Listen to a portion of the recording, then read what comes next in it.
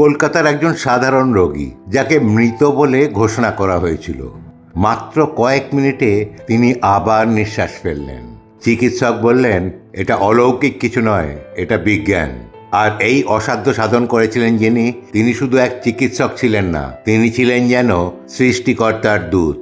তার নাম ডক্টর বিধানচন্দ্র রায়। আজ শুনুন তার সেই বিস্ময়কর চিকিৎসার কাহিনী, যেটা আজও ডাক্তারি ইতিহাসে এক রহস্য। ডক্টর বিধানচন্দ্র রায় একাধারে চিকিৎসক, রাজনীতিবিদ, শিক্ষাবিদ ও পশ্চিমবঙ্গের প্রাক্তন মুখ্যমন্ত্রী। অনেকেই হয়তো জানেন কিংবা অনেকে জানেন না যে তিনি ছিলেন একজন বিস্ময়কর লাইফ সেভার। তার চিকিৎসার দক্ষতাটা এতটাই নিখুঁত ছিল যে বহুবার তিনি অবিশ্বাস্য রকমভাবে মানুষকে মৃত্যুর মুখ থেকে ফিরিয়ে এনেছেন। একবারের ঘটনা, কলকাতার এক যুবক রাস্তায় অ্যাক্সিডেন্টে গুরুতর আহত হয়ে এসেছিলেন হাসপাতালে। শরীরে রক্ত চলাচল বন্ধ, হৃদস্পন্দনও নেই। ডাক্তাররা বললেন মৃত। ঠিক সেই মুহূর্তেই ওখানে এসেছিলেন ডক্টর বিধান রায়। সবাই তো ভেবেছিল শেষ, কিন্তু ডক্টর রায় থামলেন না। নিজের হাতে হার্ট ম্যাসাজ করতে লাগলেন। 2 মিনিট, 3 মিনিট, 5 মিনিট, 10 মিনিট, সবার দৃষ্টি তখন সেই দিকেই। 12 মিনিট পর হঠাৎ করেই সেই যুবকের বুকে ঢেউ খেলে গেল আর নিঃশ্বাস ফিরল। সবাই অবাক। তিনি বললেন যে চিকিৎসা শুধু বিজ্ঞানী নয়, চিকিৎসা হলো চেষ্টা, ধৈর্য আর ভালোবাসার একটা পরীক্ষা। এটা ছিল একটা ঘটনা। আরও একটা বিখ্যাত গল্প আপনাদের বলবো। এক বৃদ্ধা রোগী, যার ব্লাড প্রেশার ছিল বিপজ্জনকভাবে কম। তখনকার দিনে এমন অবস্থায় বাঁচার সম্ভাবনা ছিল প্রায় শূন্য। ডক্টর রায় এলেন, শুধু প্রেশারটা মাপলেন আর কিছু জটিল প্রশ্ন করলেন। তারপর ওষুধ না দিয়ে রোগীর হাতে নিজের হাত রাখলেন আর চোখে চোখ রেখে শান্তভাবে বললেন, আপনি ভালো হয়ে যাবেন।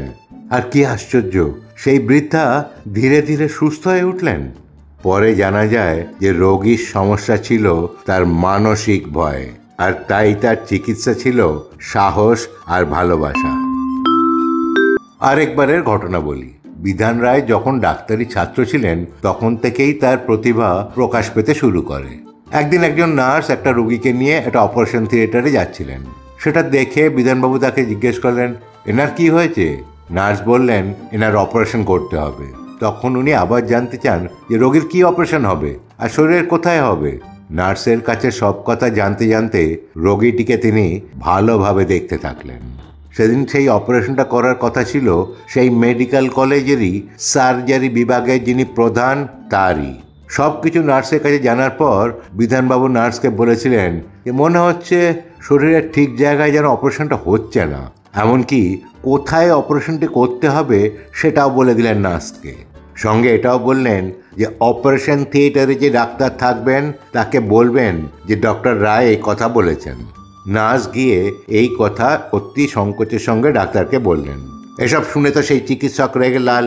নার্সকে বললেন, এসব উল্টোপাল্টা কথা তোমায় কে বলেছে? নার্স ভয়ে ভয়ে উত্তর দিলেন, ডাক্তার রায়।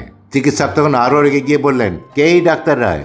নার্স নিচু গলায় উত্তর দিলেন, এখানকার একজন ছাত্র ডাক্তার। শুনে ডাক্তার অর্ডার করলেন, ডাকো ওনাকে। কিভাবে উনি আমার ভুল ধরে সেটা দেখছি।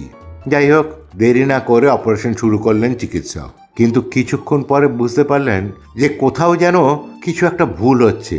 শেষ পর্যন্ত কোনো উপায় না পেয়ে তিনি বিধানবাবুর নির্দেশিত জায়গায় অপারেশনটা করে দেখলেন যে ওটাই ঠিক, আর অপারেশনও সাকসেসফুল হলো। কিছুক্ষণ চুপচাপ হয়ে রইলেন ওই চিকিৎসক। তারপর নার্সকে বললেন, ডাক্তার রায়কে একবার ডেকে দাও তো। ডাক আসার পর বিধানবাবু হন্তদন্ত হয়ে এলেন। চিকিৎসক তাকে প্রশ্ন করলেন, আপনি কি এই রুগীকে আগে চিকিৎসা করেছিলেন? বিধানবাবু বললেন, না। চিকিৎসক তখন আবার প্রশ্ন করলেন, তাহলে আপনি জানলেন কি করে যে ওনার কোথায় অপারেশন করতে হবে? এবার চিকিৎসককে অবাক করে দিয়ে উনি বললেন, এটা আমি আমার ইনটিউশন বা অন্তর্দৃষ্টি থেকে বলেছি। এই ঘটনার পরে পুরো অধ্যাপক মহলে তার নাম বিরাটভাবে ছড়িয়ে পড়েছিল। ডক্টর বিধান রায় বলতেন, চিকিৎসা শুধু শরীরের না, মন আর আত্মারও। জানেন, তিনি ছিলেন একমাত্র ব্যক্তি যিনি একসঙ্গে FRCS আর MRCP ডিগ্রি 1 বছরের মধ্যে পেয়েছিলেন, যা আজও প্রায় অসম্ভব।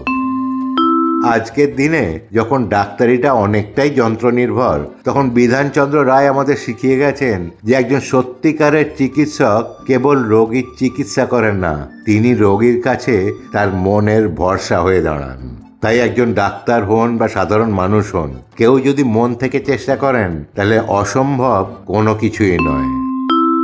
আজ এই পর্যন্ত, পরের ভিডিওতে আবার দেখা হবে। যদি এই ভিডিওটা ভালো লেগে থাকে তাহলে প্লিজ সাবস্ক্রাইব, লাইক ও অন্যদের সঙ্গে শেয়ার করবেন। ভালো থাকবেন, সুস্থ থাকবেন, ধন্যবাদ।